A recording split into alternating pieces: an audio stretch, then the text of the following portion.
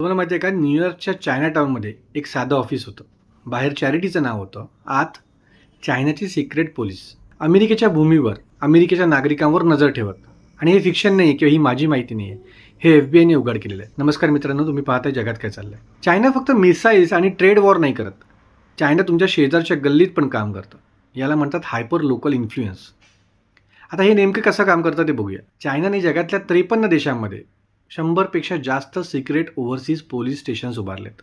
हे स्टेशन्स साध्या रेस्टॉरंट्समध्ये असतात, कल्चरल असोसिएशन्समध्ये असतात, लॉ फॉर्म्समध्ये असतात. बाहेरून दिसताना इनोसंट कम्युनिटी ऑफिसेस दिसतात, पण आतमध्ये असतं चायनासाठी इंटेलिजन्स गॅदर करणारं एक नेटवर्क. परदेशातल्या चायनीज नागरिकांवर नजर ठेवणं, जे चायनाच्या विरोधात बोलतात त्यांना धमकावणं.